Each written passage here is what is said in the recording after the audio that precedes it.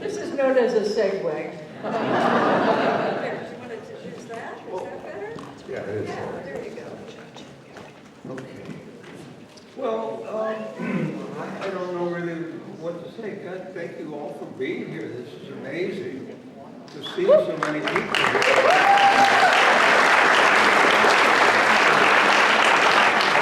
All this time. My God. And of course, most of you were babies when this was on the air.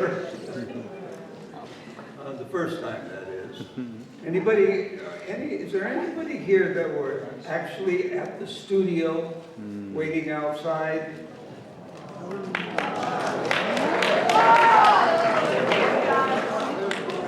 Hello!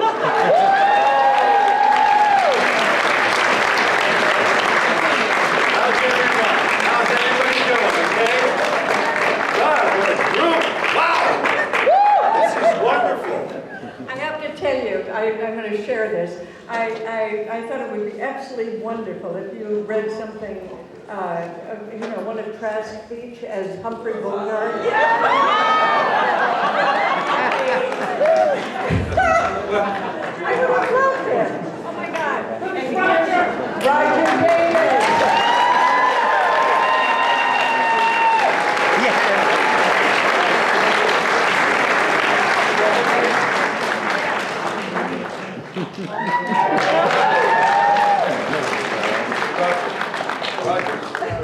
Roger. Yep. Tell me, sit down. I think Daniela is going to ask you some questions. Well, don't hurry.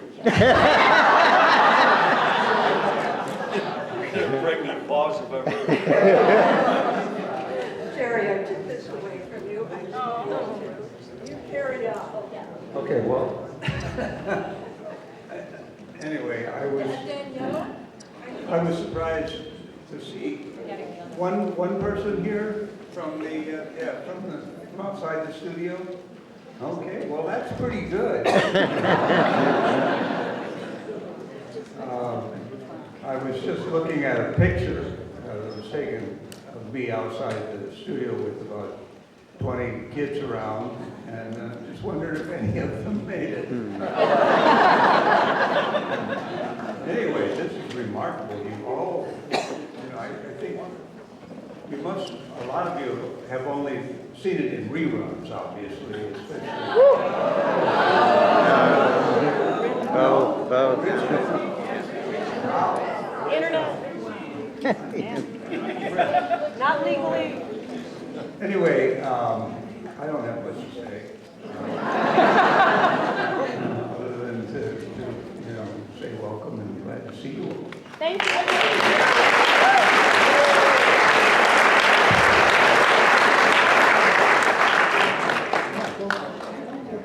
Do you have a question? I have many questions, Mr. Storm. So, folks, we heard from the lovely ladies of Dark Shadows, and now we are hearing from the handsome gentlemen of Dark Shadows.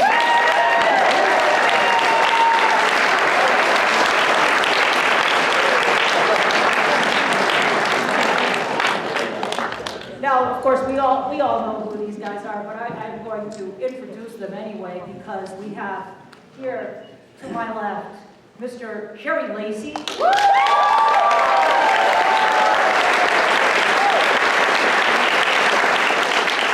play the Reverend Trask.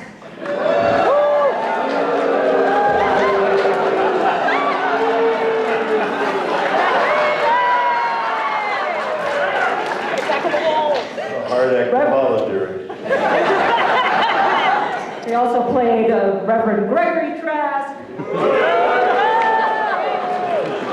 Lamar Trask. Trask the Butler. And he was the minister in House of Dark Shadows.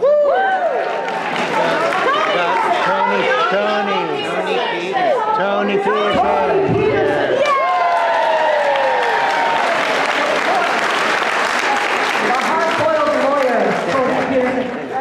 of course, we have Mr. Roger Davis.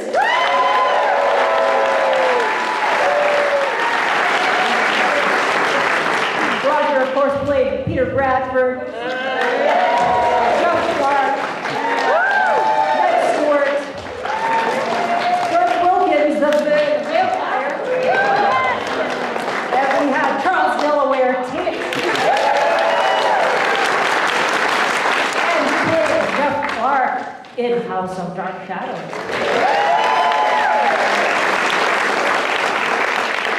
And last, but certainly not least, James Storm.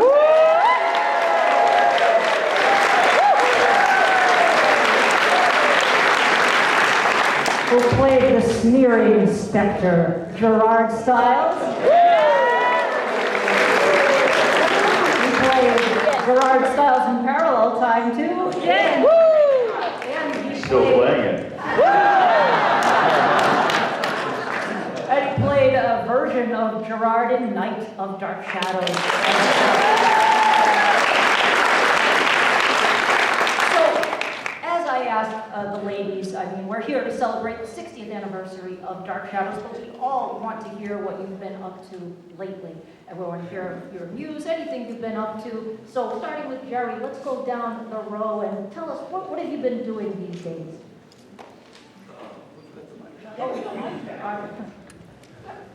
I'm retired.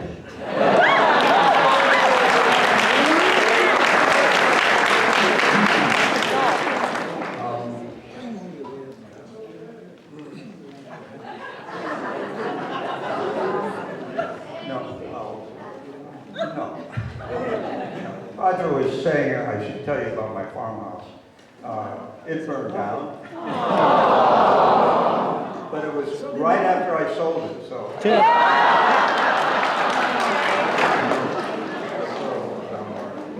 Insurance. No, now You're Malibu. yeah, well, I'm not anymore. Yeah. But anyway, the last few years, you know, by the time you turn 90, you don't have a lot of things that you want to do. Kind of settle down, and so I've been basically I hang out at home, and I tend my garden. I have a pet sort of succulent garden, I guess you call it. It's all succulents in a little mound, and that takes a lot of work. And I still write a little bit and dabble in the stock market, and that's about it.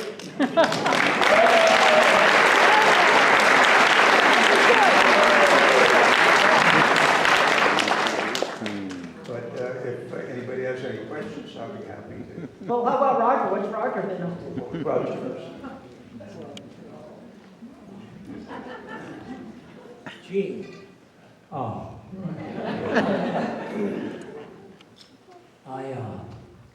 You have to forgive my voice because I had a hip replacement. It's been not even 5 weeks.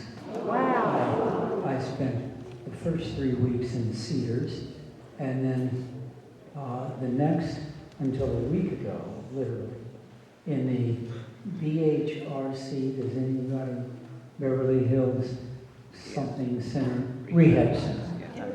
This is typical of the rehab center. Ready?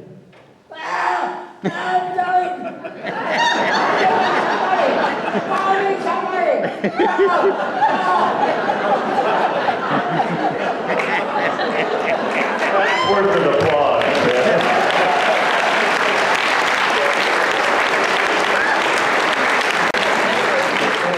Day and night. The man on the bed next to me, 98 years old, only every now and then would, silent for hours, recognize no family. His family came every day, his son.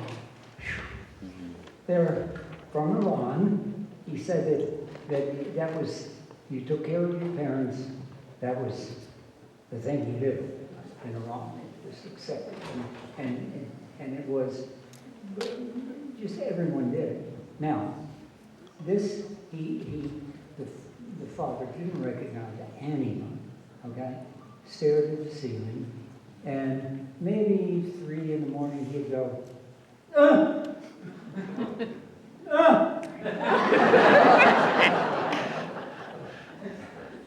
But, so I endured, finally I got the supervisor, and I said, I can't take this. And he said, "Will you live alone?" And I said, "Yeah, I do, on 11 acre, and I have a little, I have a cottage built in 1939, 1,600 square feet, and I have a beautiful yard, and I have this, all kinds of stuff." But anyway, you may have read a 2 years ago, in the Bahamas, I think, my next door neighbor, who was an actor, took his 2 children he had just divorced his wife, and they lived next door to me, and he took them down, I don't know if you read, and they were killed in a plane crash. 9, 12, and he was like 34.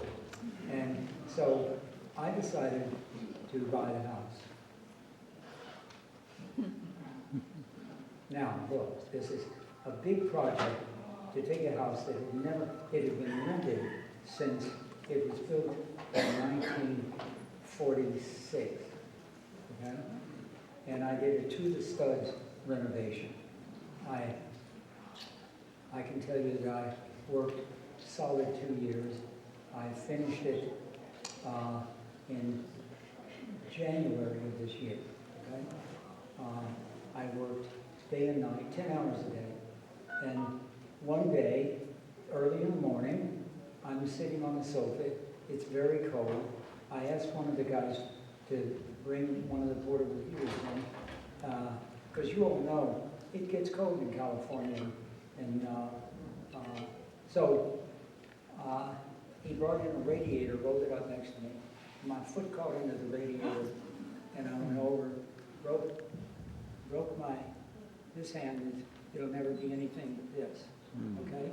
And I broke my hip, and so how many people here, raise your hands if you've had a hip replacement? It's just amazing. I was talking to Catherine today, and you've had 2? Wow. Wow. Well, let me tell you, if you think that 5 weeks ago, I was a vegetable, a whole vegetable, okay?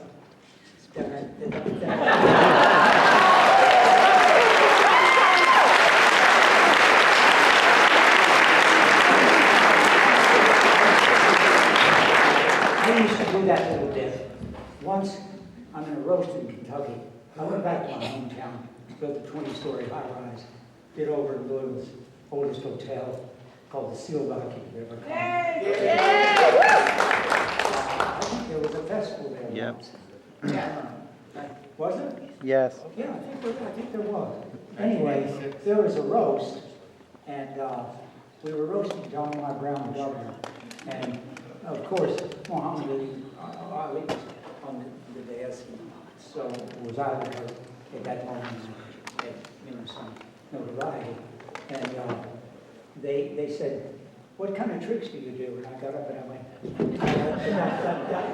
"Your sister Rose is dead."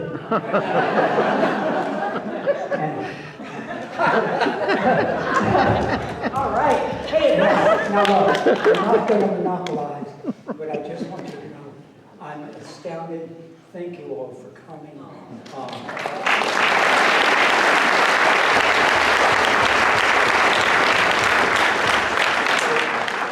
It really is remarkable to think how many years.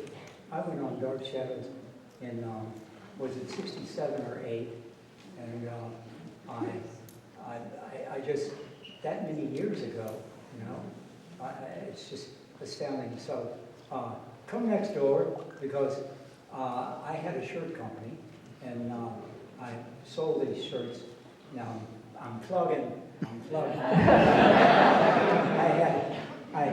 This company, I sold these shirts in Nordstrom, Neiman Saks, Bloomingdale, Demerara in Japan, Cordon Bleu in Spain, Falabella in Chile, Printemps in France, and they sold $65 to $125, and I'm selling them to you all, signed with an autograph on the shirt with vintage labels. I collected vintage, I have the largest collection of vintage fruit crate labels. So they're old fruit crate labels done on these gorgeous colors, and they are signed with an autograph on the shirt, $20.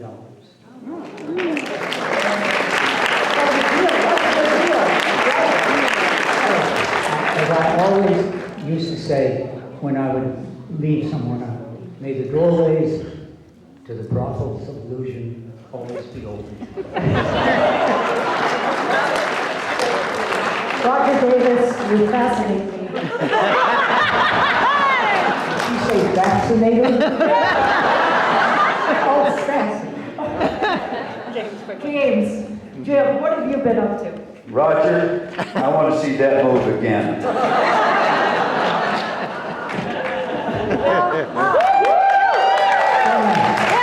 I want to. He's a lot younger than I. It's much better than. Anyway, congratulations. You look good. You look good. Hi, everyone. Listen, thank you all for coming. I go along with what Roger's saying. It's just remarkable to see.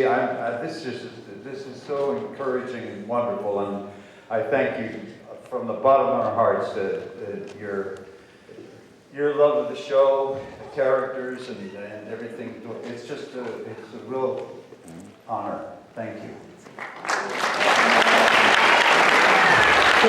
They've got to have questions. You've got to have They've got to have questions. I have Well, one. I'm not finished.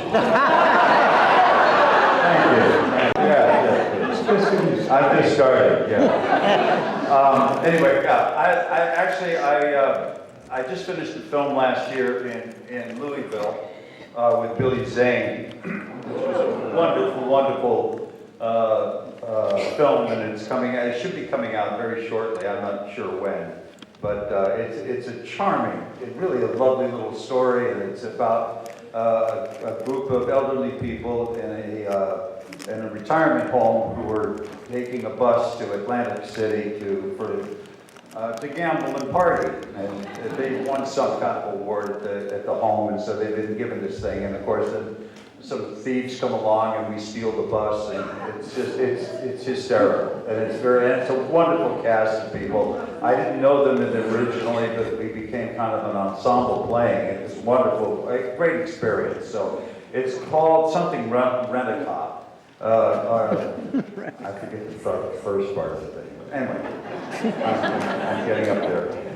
Anyway, so what I'm doing now is I'm still photographing, and I'm working on a project now from a place called Wonder Valley, and it's what they call jackrabbit homesteads. And these are homes that are out in where I commonly call Jesus lost his shoes. Out there. It's just miles of it's about a 4-hour, 5-hour drive between Vegas and Los Angeles. And these homesteads came around about 1920s and 30s, and they weren't the normal homesteads where you had 160 acres, you could get 5 acres, and people put up their homes up there, and a lot of them, of course, are now shacks and falling apart, but they're very photogenic, and so I'm going to do a whole series of these on a 4x5 format, and I'm really looking forward to doing it. It's really wonderful. And there's a lot of stuff in the photographic department that's going on, so it's too much to go into now, but I'm excited about it. So that's it. That's all I have to say.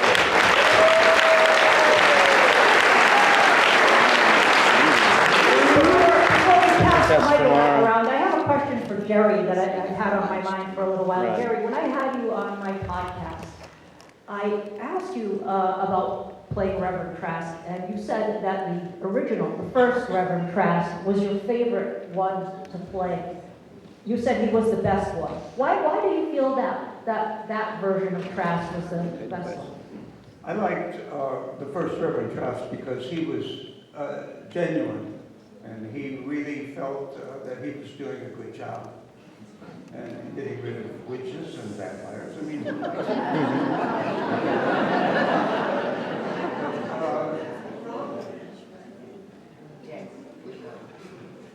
I heard a comment out there. Anyway, so that's the main reason I liked Reverend Trask, who didn't seem to have a first name.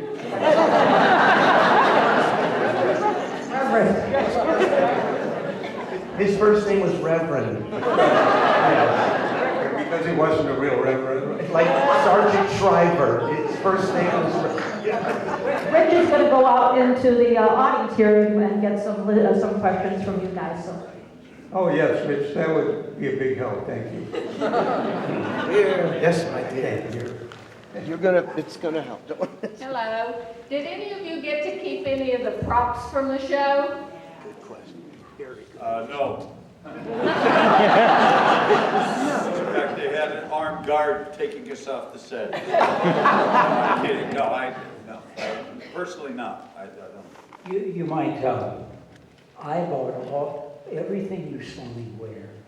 We were on like 10th Avenue, 9th, 10th Avenue, and there were a lot of old vintage shops, and I bought all my wardrobe. I wore one in, and Dan said, who costumed you? And I said, I bought them off the street. And he goes, you keep doing that.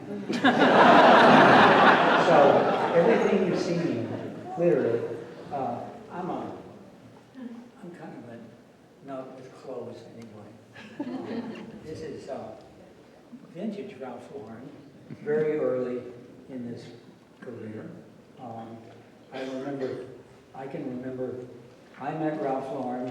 He was at a tie section, and he was sitting down with a pipe turned in his mouth. And 4 of us came in, all young Ivy Leaguers, and we were going to Columbia College, and we were kidding around with him. And he said, he stopped me at the end and he said, I'm going to do a photo shoot. And you'd be great. I think you look good in my stuff. And I said, okay, I'm from Kentucky. Why don't we shoot it on a horse farm in Kentucky? And we went down to Kentucky and shot it on horse farms. Really great. And and it was basically, Dark Shadows is just everybody had something special. The show obviously had something special, and I just want you to know that that's a long-winded answer to a short question.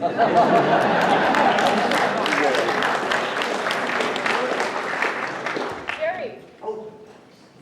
Jerry answer? No, I'm trying to have a question. Did you take anything from the show? Did you steal anything? Did you take anything from the show, like a prop?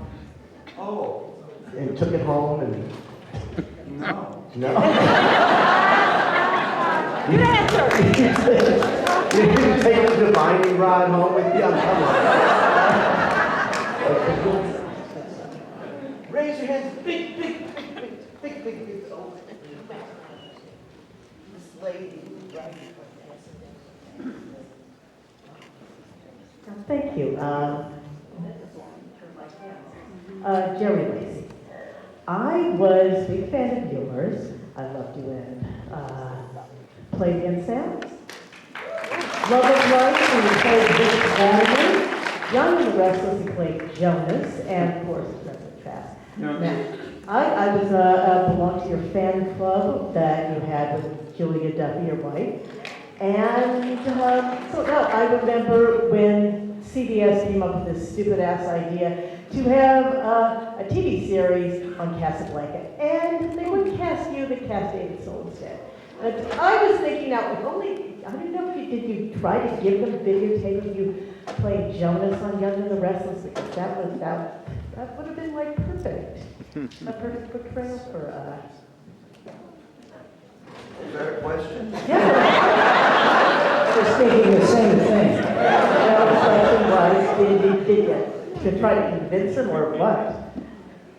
Or did you just... Don't keep going. I remember you said, oh, well, they wouldn't cast you because you played a comic portrayal of Humphrey Bogart.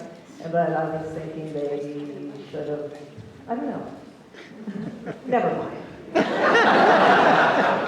Let me just say that the acoustics in this room are kind of muffled, and I'm hard of hearing, Okay, and I have, besides being hard of hearing, volume-wise, a little bit of muffledness just destroys it. So I can really not hear anything anybody's saying over the microphone. I will help you there.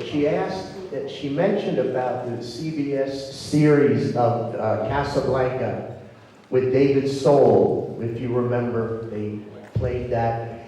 The question was, did you try to get on the show or get your agent to send you to possibly play that role?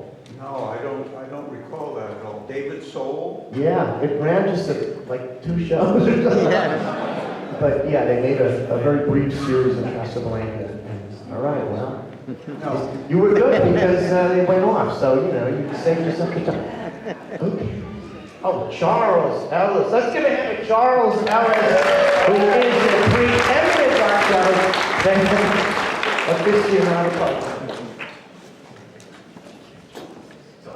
Bongo!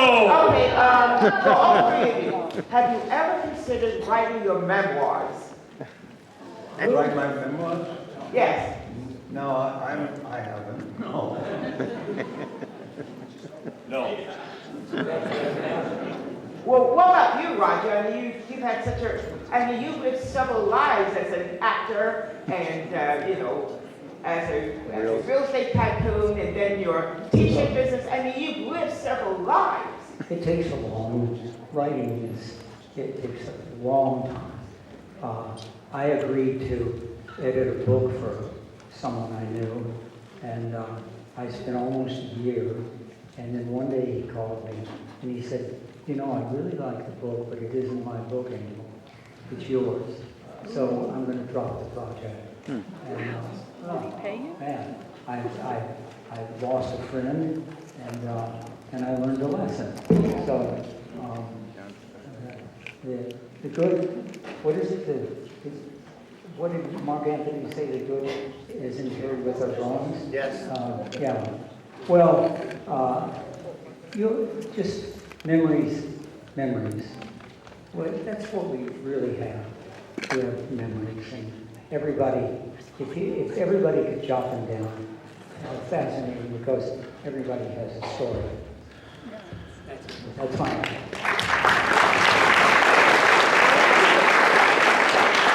But, hey everyone, I want to encourage you to check out the tables, go see Jim, go see Roger, go see Jerry, get autographs from them today and tomorrow, and let's have a big round of applause for the